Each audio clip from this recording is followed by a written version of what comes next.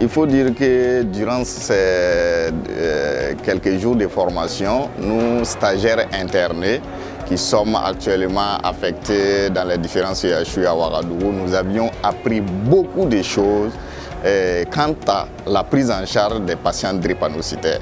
Parce que nous sommes en première ligne lorsque nous recevons les patients aux urgences. Des fois, on avait des difficultés quant à la particularité des prises en charge des patients drépanocytaires. C'est une formation très utile. Nous sommes encore sur les bancs.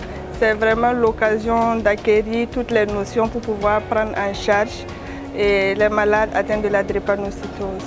Et beaucoup d'étudiants ne savaient pas comment arriver à faire le diagnostic réel donc, de la drépanocytose.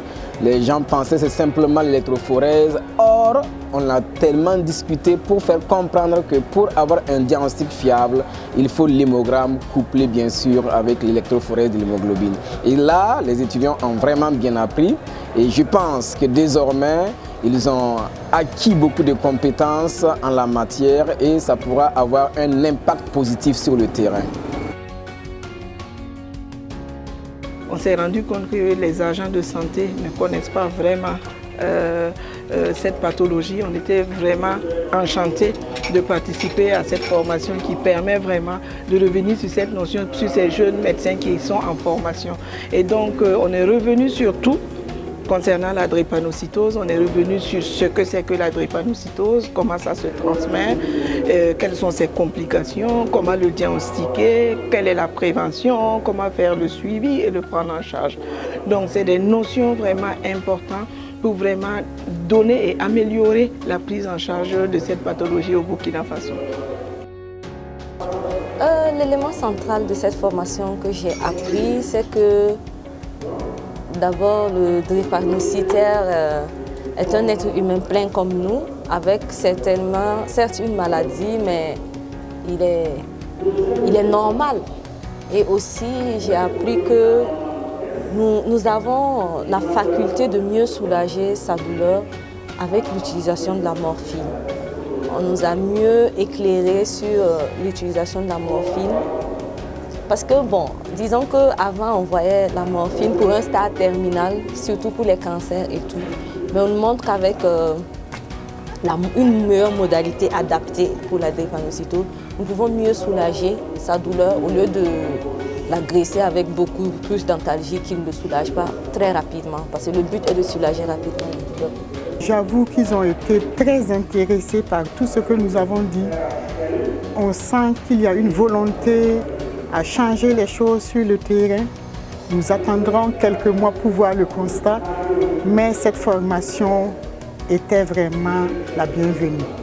Je peux dire que c'est une formation qui nous a permis vraiment d'être aptes, qui nous a permis vraiment de reconnaître nos faiblesses dans la prise en charge rapide, surtout des douleurs chez les drépanocytaires.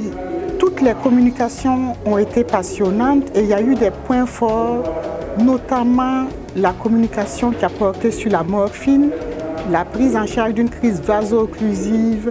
On a passé le message que la morphine, je dirais, doit être démystifiée. L'usage de la morphine doit être démystifié et nos futurs médecins devront apprendre à la manipuler pour pouvoir soulager le drépanocytaire de sa crise aiguë. L'autre point fort a été également le traitement de fond qui est l'hydroxycarbamide.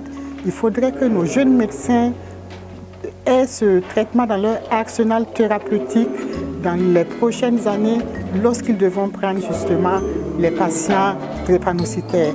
Et bien sûr, nous n'avons pas de chiffres réels concernant l'épidémiologie de la drépanocytose.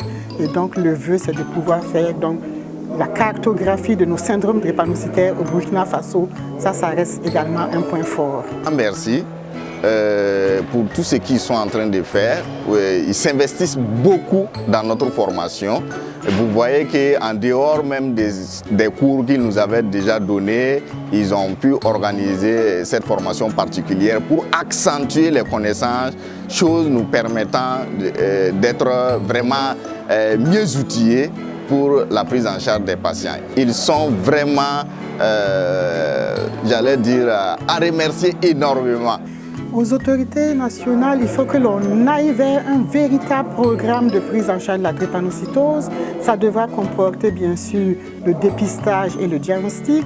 Ça devra comporter la prise en charge, la formation et un autre point capital, c'est de sensibiliser nos populations.